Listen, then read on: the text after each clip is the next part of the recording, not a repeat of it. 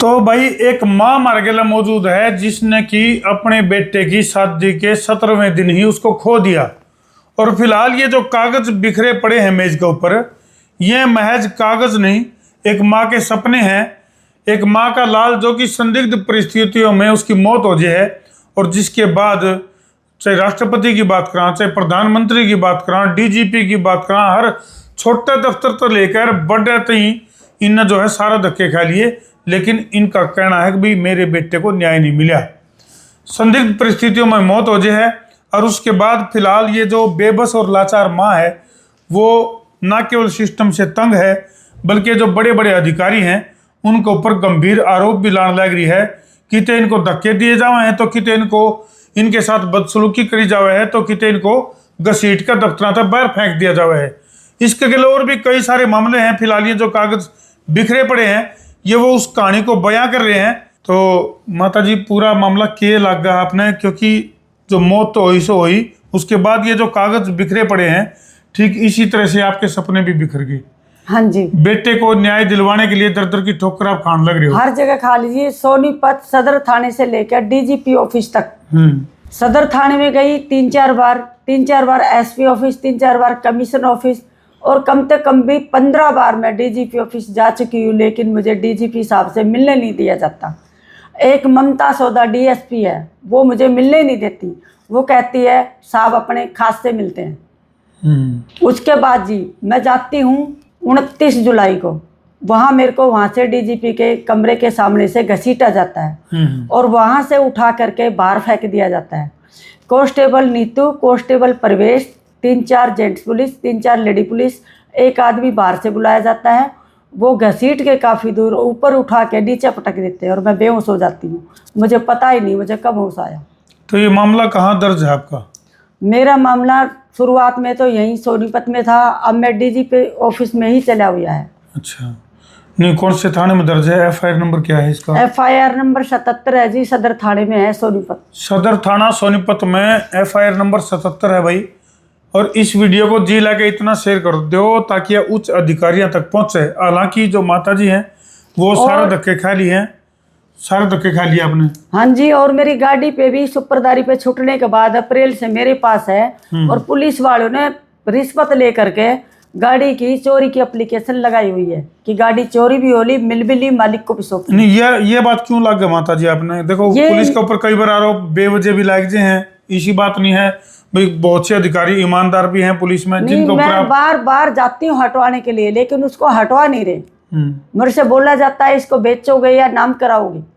सबसे पहले मैं उन्हें उमेश जी एसएचओ के पास गई, उसके बाद कर्मवीर के पास गई, उसके बाद मैं गई अशोक के पास। अच्छा जी।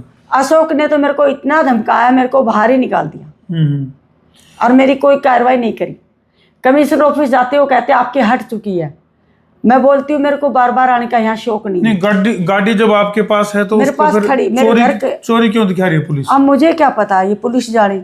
देखो ये बहुत बड़ा सवाल है भाई। और कुलदीप की जो रहस्यमयी मौत है उसकी जांच करने की बजाय उसके ऊपर आंच बुझाने का काम जो है वो लगने लग रहा है। जो माता जी की जो बातें हैं भाई, जो गाड़ी इनके घर में खड़ी है और उसको चोरी दिखाना, उसके बाद जो इन्वेस्टिगेशन के जो चीजें होती हैं, यानी कि जो कुलदीप का जो मोबाइल था वो कितने दिन तक 6 महीने तक इन्होंने अपने पास रखा और हमें धोखे में रखा, लैब में है।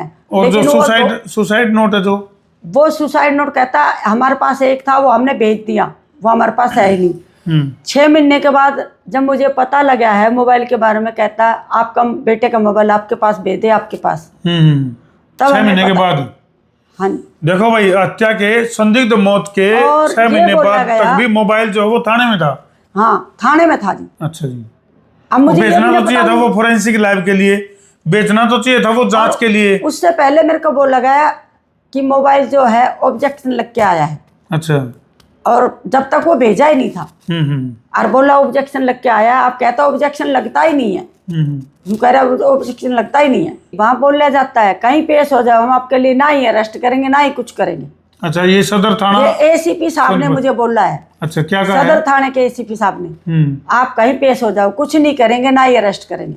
तो अब माता जी ने बताओ, संसार क्रांति के माध्यम से किन अधिकारियों को और किस डाल की अपील करना चाहोगा? मैं अपील ये करना चाहती हूँ, मुझे सीबीआई जांच दिलाया जाए, डीजीपी से मिलाया जाए। तो भाई माता जी की सीधी सी बात है कि भाई डीजीपी साहब से मुलाकात हो इनकी और इस पूरे मामले की सीबीआई जांच की अपील करी जा रही है, क्योंकि जो तथ्य और सत्य हैं उनको कितने न कितने इनका कहना है, इनका आरोप है कि उनके साथ तोड़ मरोड़ करी गई है। कुछ बहुत से अधिकारी हैं जिनके ऊपर ये आरोप लाने लग रही हैं। हालांकि हम इस बात की पुष्टि नहीं करते अगर भाई माता जी के द्वारा लगाए गए आरोप कितने सही हैं, वो तो एक जांच का विषय है। लेकिन सीधी सी बात यह है कि 16 मार्च को ये रहस्यमयी मौत जो है, कुलदीप जो है वो गाड़ी में मृत अवस्था में पाया जावे है, जिसकी जांच में प्रारंभिक जांच में यह बात पाई जावे है अगर भाई उसने सल्फास निगली है। लेकिन माता जी का सीधा सीधा आरोप है अगर भाई इसमें कितने न कितने कोई न कोई लोचा है और ये संदिग्ध जो मौत है वो कितने न कितने हत्या की तरफ इशारा करे है। और माता जी ने भाई चाहे डीजीपी की बात करा, कमिश्नर की बात करा, प्रधानमंत्री की बात करा, राष्ट्रपति की बात करा, कई डाल की आरटीआई की बात करा, तो सारी चीजें ला ली हैं। लेकिन उसके बावजूद भी मामला जस का तस है। तो आप लोगों से अपील है वीडियो को ज्यादा से ज्यादा शेयर करो ताकि एक लाचार और बेबस माँ को न्याय मिल सके और इस गुत्थी को सुलझाया जा सके। और जिन अधिकारियों के ऊपर माता जी ने आरोप लाए हैं वो हमारे साथ संपर्क करके अपनी बात रख सके हैं। और फिर कहूंगा सत्य और तथ्य के आधार पर इस मामले की जांच होनी चाहिए ताकि लाचार और बेबस माँ को न्याय मिल सके। कर दो वीडियो ने शेयर। मैं हूं तारा देसी पत्रकार धर्मू।